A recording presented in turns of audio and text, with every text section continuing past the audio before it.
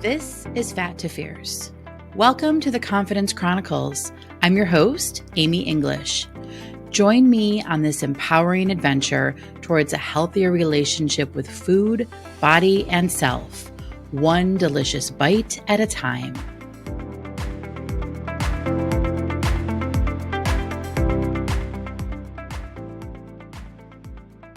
I stopped food noise without medication.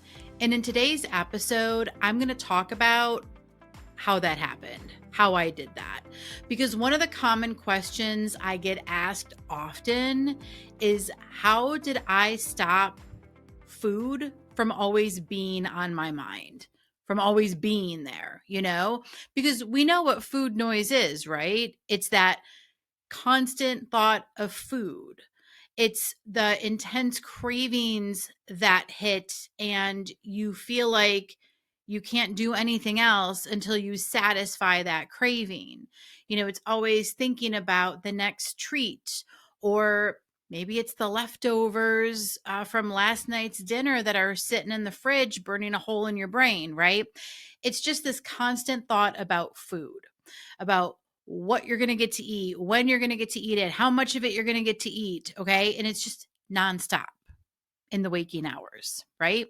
Hey, sometimes even at night in sleep. I've had several clients who would wake up in the middle of the night to get food, right? That's not something that I ever struggled with, but I know that that's very common too. And I want to be clear. I said that, yes, I stopped food noise without medication because at the time when I started this whole journey, I didn't know about these medications. I'm not sure if they were even available. I have no idea, right? But I'm not anti-medication. And I just need to make that crystal clear because I do know that medication can be a powerful tool for a lot of people. It's not a one size fits all type of situation. Everybody is different. Medication has been wonderful for some people and not so much for other people. So it really is about you figuring out what works for you. And really what Fat to Fierce is all about is you becoming, like, you reclaiming your power and deciding what is best for you, right? Knowing that you can be your best advocate and knowing that you have the confidence and the clarity to make choices for yourself, right? So we're never anti-medication in the Fat to Fierce world. This is about what else is possible, right? Because there are other ways to stop food noise besides the medication, specifically the GLP-1 medication. And what I teach is very much a part of the other possibilities, right? And I want to just say too that I am grateful to the popularity of these GLP-1 medications bringing to light the topic of food noise. Because really prior to then, it's something I used to talk about, but not everybody used to talk about it.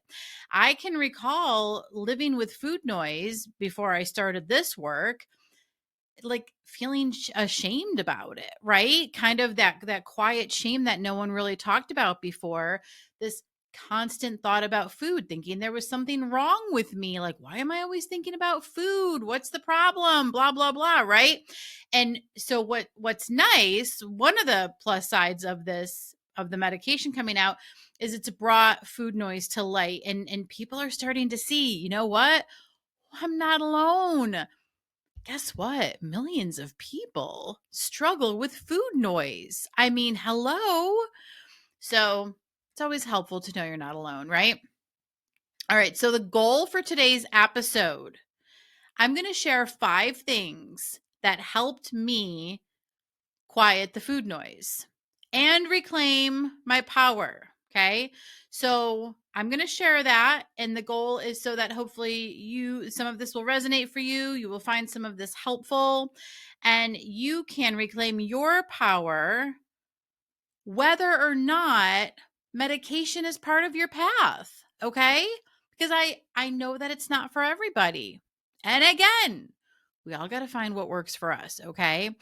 And I I've been on a commenting spree lately in the TikTok world where I've been commenting on a lot of different posts, a lot of different TikToks that people have been sharing in this particular space. And there was one just from last week where the TikToker was like, "You don't need this, you need this," and I commented because I'm like, "Can we change this? Can we change the way we talk about this? Can we stop telling people what they do or don't need? Because can we just agree that everybody gets to decide for themselves? The whole point is helping people build up their confidence levels so that they can start making choices for themselves instead of being told what they need and what they don't need." And this particular TikToker, and I couldn't even tell you who it is at this point because it was last week when I commented, but she was very much an anti medication, creator. And I'm sorry, like, I just like, we got to stop with that. This, like, "Oh, you don't need this." Like, no, who am I to tell you what you need and you don't need? What I want to do is help you see that there are other options out there so then you can make the best decision for yourself. All right. And if learning how to stop the food noise with or without medication is something you'd like some additional support with, well, then hello. Let's have a connection call. You can go to my website, amyenglishcc.com, to book a connection call, see how coaching can help you with this, okay? We cover the relationship with food and also the relationship with your body and yourself, right? Okay. Without further ado, I'm just going to start to dive in here and we're going to kick it off with number 1, all right? So, again, 5 things that helped me reclaim my power from food noise. And the first one is I created space between the craving and the reaction or the action. Okay. I created a space there. Some of this might sound familiar to those of you who have listened to previous episodes because what this space is the pause. Okay. Do you remember me talking about practicing the pause? The pause is a very effective tool that we talk about a lot in the Fat to Fierce world. And that space, that pause is incredibly important when it comes to stopping the food noise. And here's how it works, okay? So, urgency feeds food noise. All right? That urgency, that like rush to get the food, like as soon as you have a craving, hang on, let me back it up just a minute here. So, if you're anything like me, what used to happen is, the thought of food would come in. And I always assumed that I had to like, okay, let's just get this over with. Let's just go eat the food so that this craving will go away. Or I can't stop thinking about this food. I'm just going to go eat it so that I can give myself some peace and move on to something else cuz I just can't stop thinking about it, okay? That's how I used to operate. And so I would like have the craving and like the urgent like hurry up, like let's go get the thing. That wasn't helpful, okay? Because the faster you respond to the craving, the more your brain learns food equals quick relief. Okay. That only reinforces the cycle and makes food noise more persistent over time. All right. So that quick response is not helpful. And it puts a lot of pressure on the moment. All right.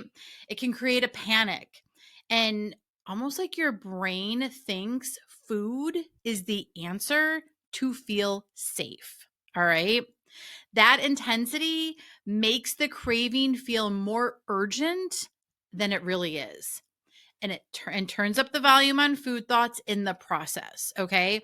So the urgency only feeds food noise and it's not helpful. All right.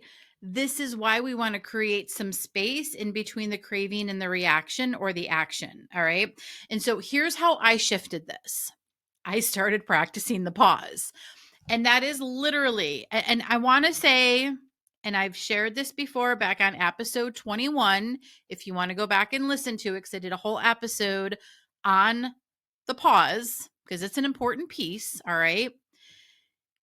This is not necessarily easy in the beginning. Okay. It's going to take some effort. It's going to take a willingness to practice with it and recognize that there are going to be times in the early stages when you might forget to pause or you might get frustrated in the pause. Okay. It's all part of the process. That's normal. You're learning something completely new. All right. But here's how it would work.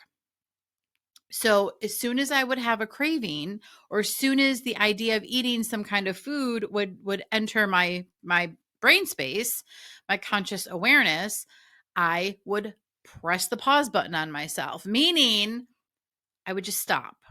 I would just stop in the moment, give myself 60 to 90 seconds to check in, ask some questions. Okay, the questions are very important. Am I hungry right now? Am I physically hungry? What am I thinking right now? What am I feeling? What's going on in this moment? What's really going on in this moment?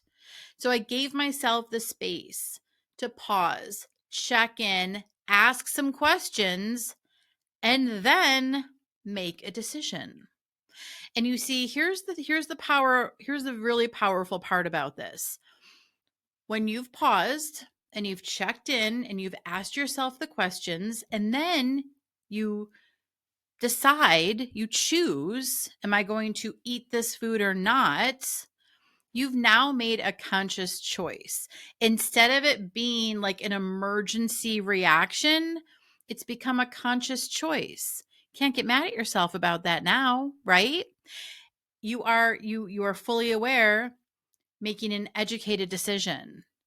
And what's really fascinating about that, because you're no longer in that urgency mode, like that emergency zone, chances are you're probably, if you do decide to eat it, you're not going to eat as much, right? Because it's not this like frantic exercise, it's not this like frantic movement. So you're probably not going to eat as much if you do decide to eat it. And you've now changed the pattern in your brain, right?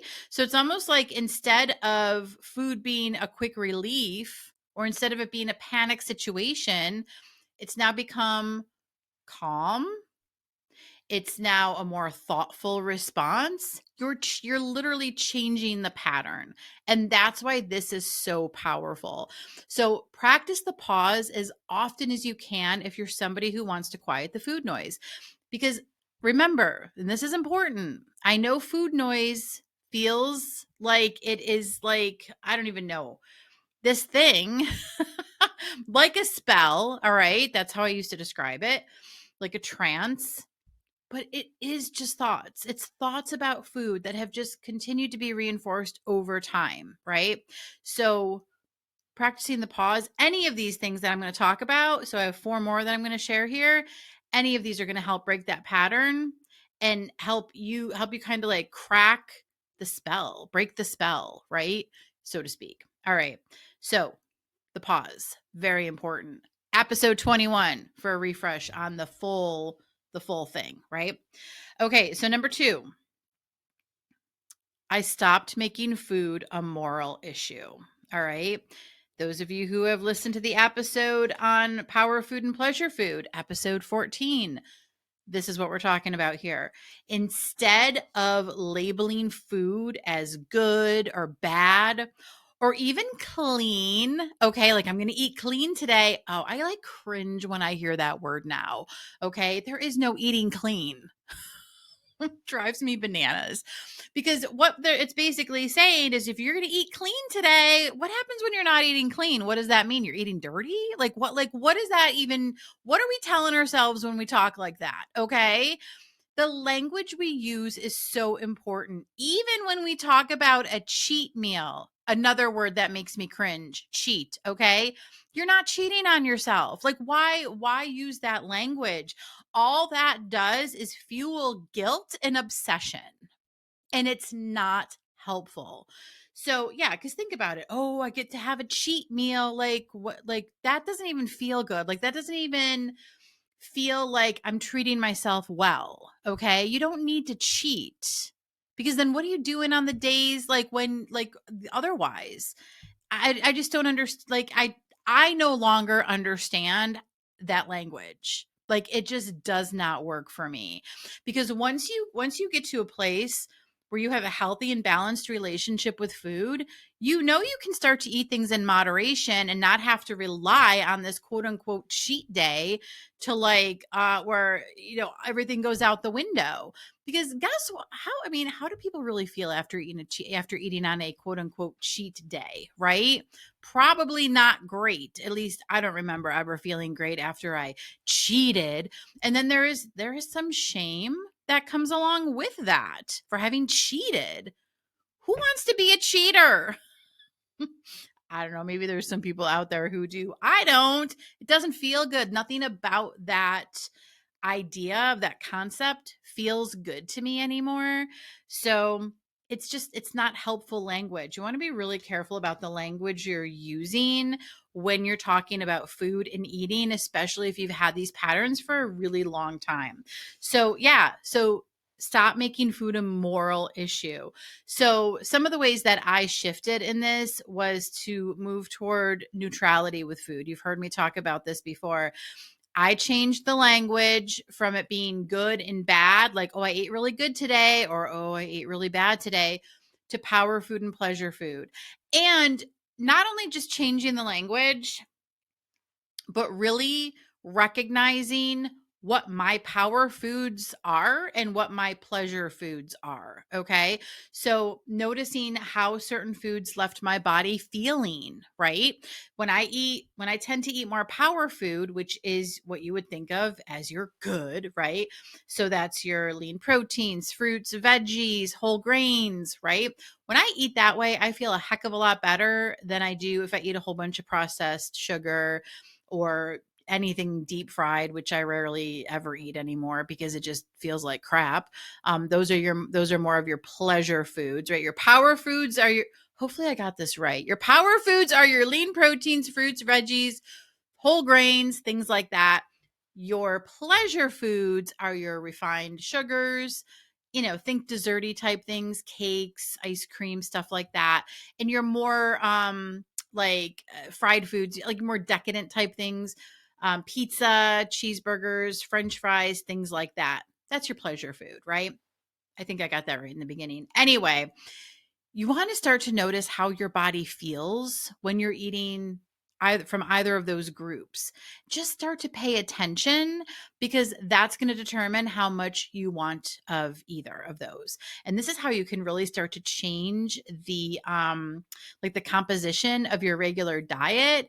What I mean by that is, sometimes say you right now you might eat like 50% of the time is power food and 50% of the time is pleasure food. And as you start to get familiar with how you feel with each of those, it might start to switch where you're more like a 70% power food to a 30% pleasure food, so on and so forth, right? It's just going to change how you eat really when you start to get familiar with this. But in terms of the food noise, judgment can turn up the food noise because here's the thing: when we've used food as a way to feel better, okay, and we're constantly judging ourselves based on our food choices, using the language like good and bad and clean and cheat, all right?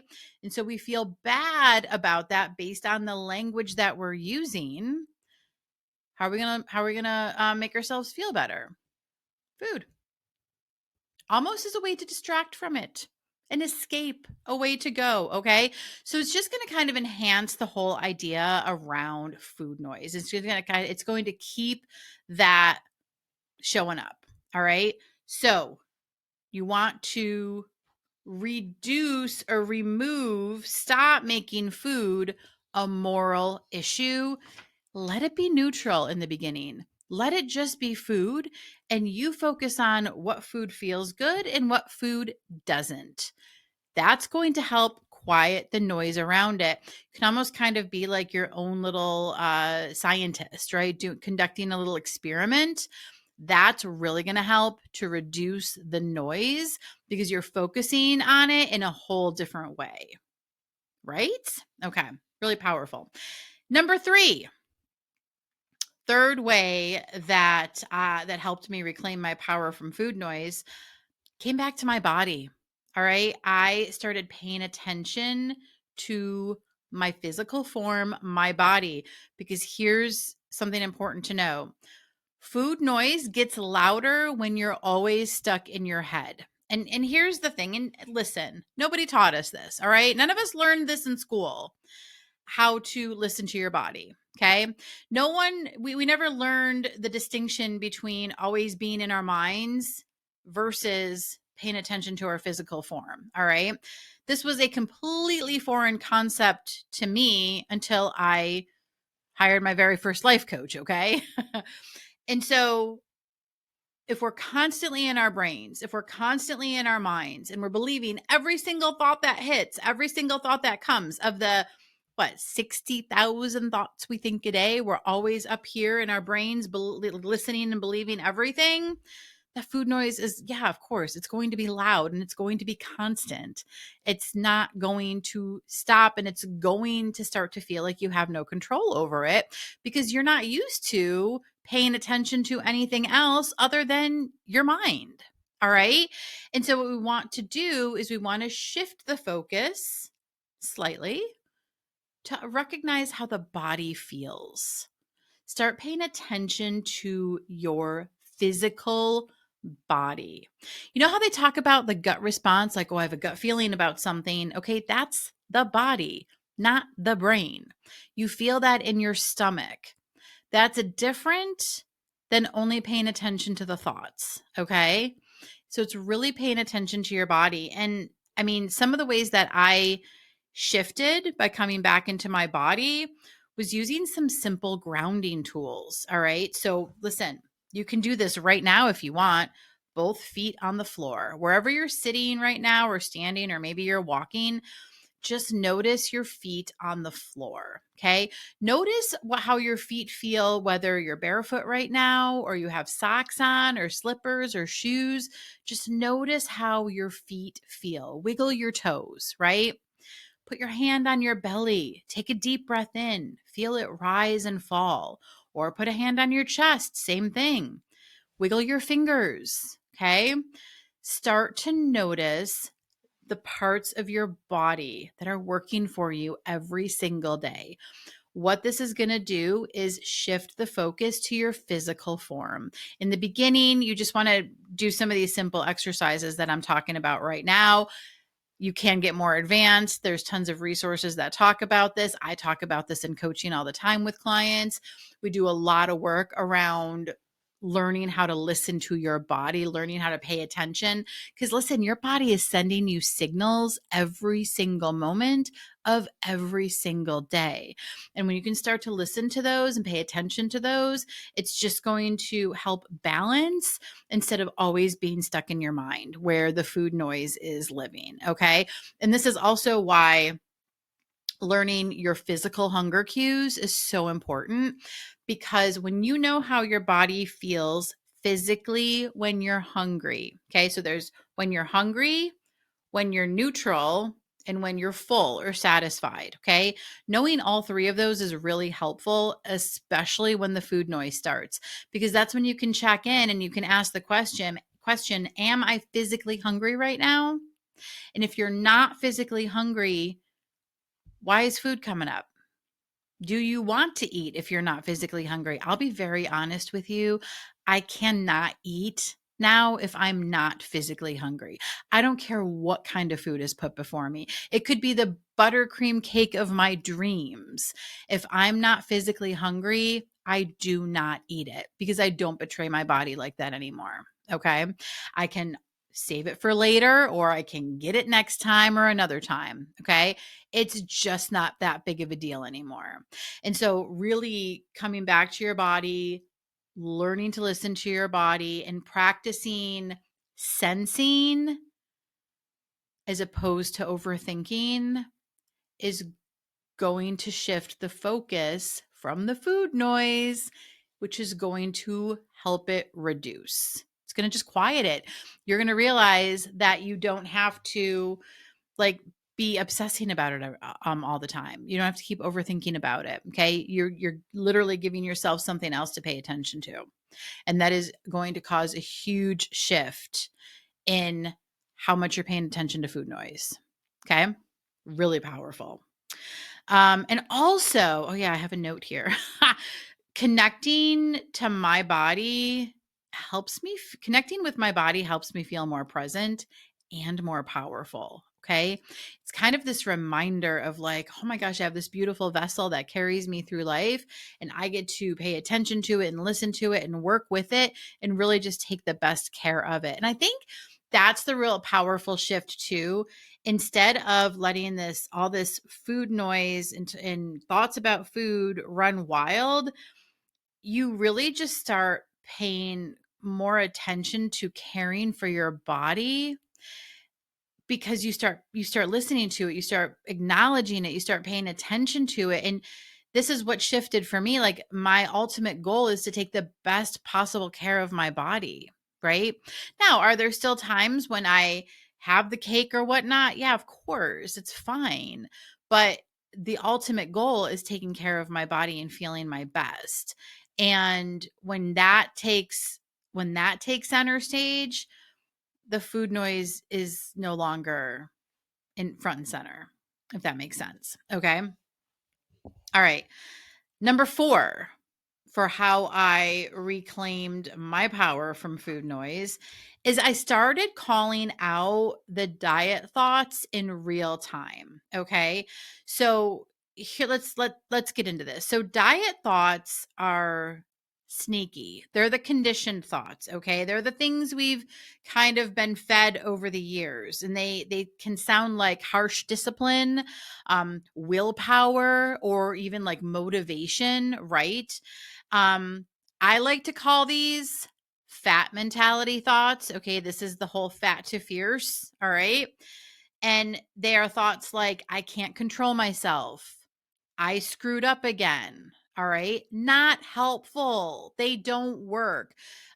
Like, I should have more motivation. I need more willpower. I shouldn't have done that. I shouldn't have eaten that. All of those are what I categorize as fat mentality thoughts. And they would keep me stuck, and they would keep me in the spiral. Right. And so the way I started to shift away from this is that I started to notice when those thoughts came up. I started to catch them. Okay. As I was thinking them, I became more aware of them. And I reminded myself when I heard them, when I would notice them coming through, is like, that's not my voice. That's not me. Who is that? Or this is where I would ask, what else could be true? Right. So instead of, I can't control myself, here's the fierce mentality thought for that one. I can learn to have my own back. Right. So it'd start finding other thoughts that I could work with that felt better. All right. So instead of, I screwed up again, it became, I'm human. This is new. Mistakes happen. It's okay. All right. So it's shifting the old diet thoughts, because remember, a lot of those diet thoughts are going to keep food noise alive, especially as a buffer, right? Again, I'll probably say this a million times. When food has been the go-to and food has been the comforting place to land, when we are thinking those negative thoughts about ourselves, or stuck in the diet thoughts or what have you, we're beating ourselves up, we're going to go to what's familiar and what's comforting. And if it's always been food, then guess what? It's going to just keep fueling the food noise. All right.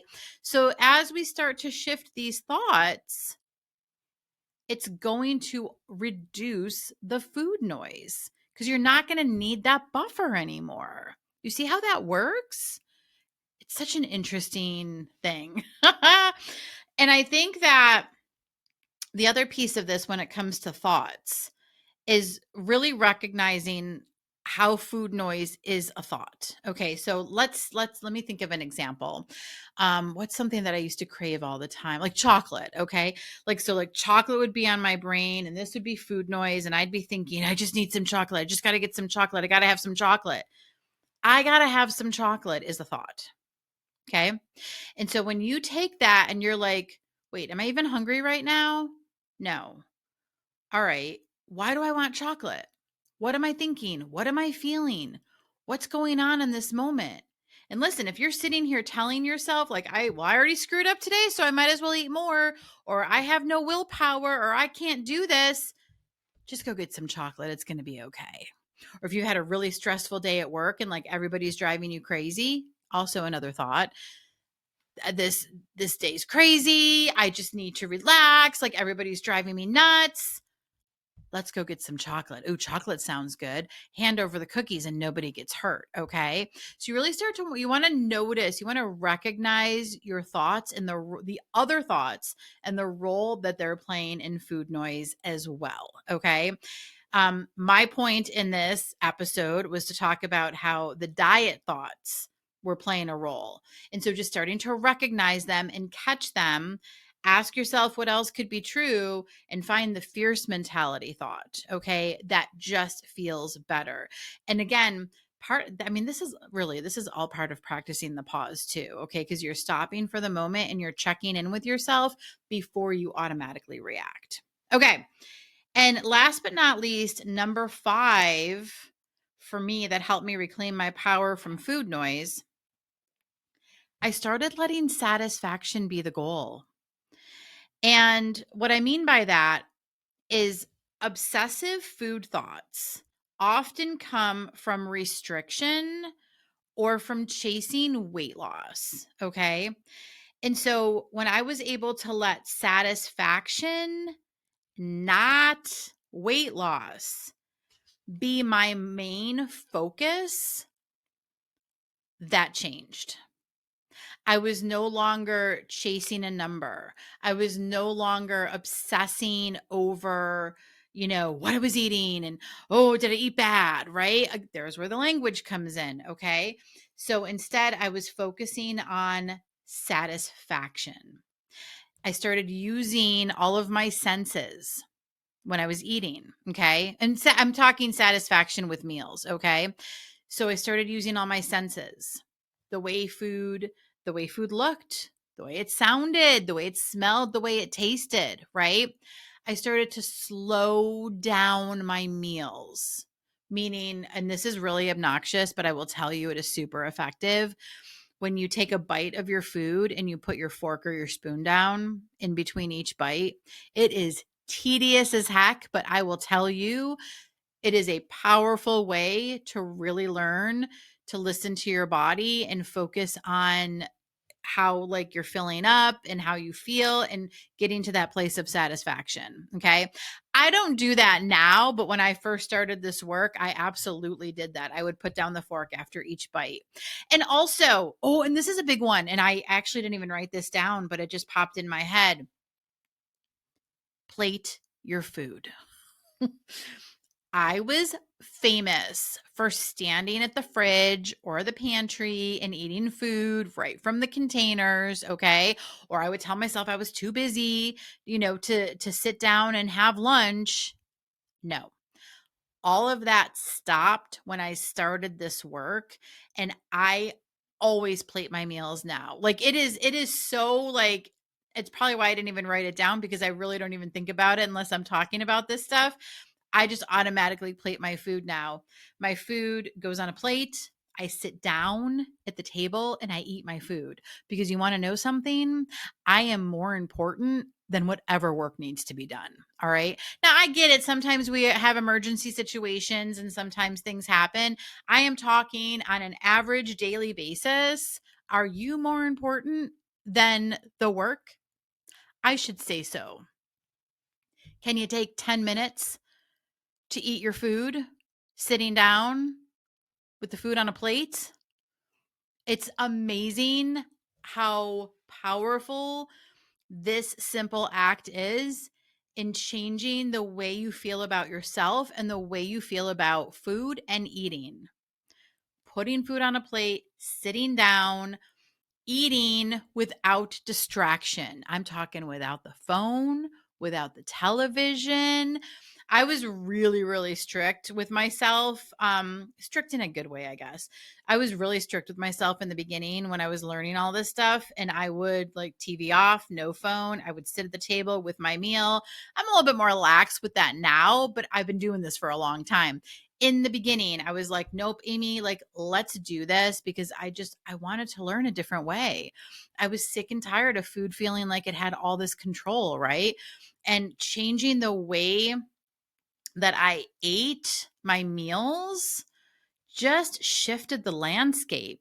It started to make me realize I'm important. My body's important. This mealtime is important. And then I wasn't rushing through eating, standing up, feeling like I hadn't really eaten.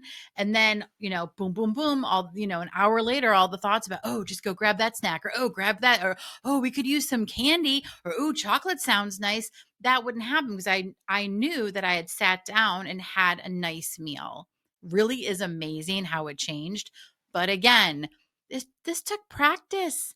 And yes, it was hard in the beginning. Okay. I've said this a million times. I will never say that this work is easy. Okay. It was definitely challenging in the beginning. I had to get into a routine. I had to get into a rhythm. But all of this helped food feel less urgent and more peaceful. Meal times started to feel more peaceful, especially when you're not watching the news while you eat. Okay. There's no peace in that. All right. Oh my goodness. Let me do a quick recap of the 5 tools. And I want to just for some reassurance here, you don't have to do all 5 of these at once, okay? Like I probably didn't. I'm sure I didn't. Pick one to work on this week and maybe pick another one to work on next week. That was actually really helpful for me in the beginning where I would pick one of these to focus on for a week or two and then pick another one to focus on for a week or two because even one small shift can quiet the noise. What you will start to notice is that maybe the thoughts about food start to change a little bit. Maybe they're not coming as often or they don't feel as intense, right? It starts to soften, it starts to get a little bit more peaceful. And as you're paying attention to your physical body more, you're just not constantly up in your head all the time, right? That's the change, okay? And that's just going to help you feel so much better about this. Okay, so let me recap the 5 tools really quick. One was creating space with the pause. So just practicing the pause. And what you'll find interesting is that a lot of these other tools are really kind of doing the pause, right? Because you're doing them because you're pausing. Anyway, so create space with the pause. Stop making food a moral issue. Change that language, okay? Instead of good and bad, clean and cheat, focus on words that are more neutral, like power food and pleasure food. Come back to your body. Start focusing on feeling the physical sensations of your body. Notice your body. I don't know how else to say that. Call out the negative thoughts, especially the diet thoughts, the thoughts that are rooted in that toxic diet mentality, right? Start recognizing them, start catching them, and start changing them for yourself. And then let satisfaction be your goal at meal times, okay? Focus on feeling satisfied with your meal as opposed to feeling rushed and just obsessing about, is this good or is this bad or, oh, blah, blah, blah, blah. Just start to play around with your senses. I no longer have a sense of smell, so that's unfortunate, but I can still use my eyes and my taste and the sounds and really sounds more like about the crunch and stuff like that. So just start to notice that stuff. All right.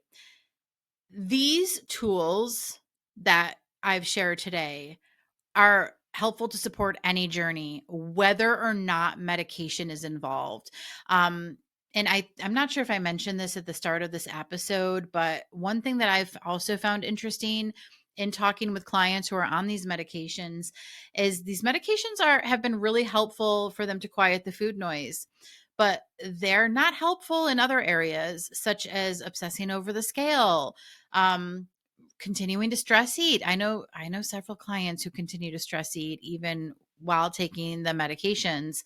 Um, Perfectionism, people pleasing, just stress, all that stuff still exists. So these are all things that you can still continue to work on, whether you are on medication or not. And also, the body image is huge because so many women are losing so much weight, but still struggling with the way that they think about themselves and the way they feel about themselves, even though they've lost a lot of weight. And so that's another area where a lot of coaching can be really helpful, as you continue on your journey to just have a more peaceful mind when it comes to all of this stuff. All right. Because it's just not helpful to feel like crap about yourself ever.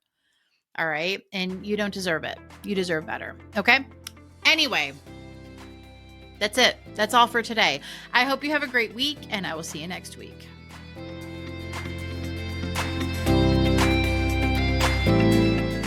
Are you ready to break free from stress eating and body shaming? It's time to get fierce.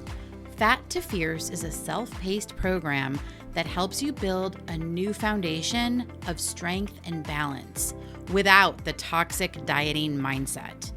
This non-diet approach focuses on mindful eating, body acceptance, and lasting transformation.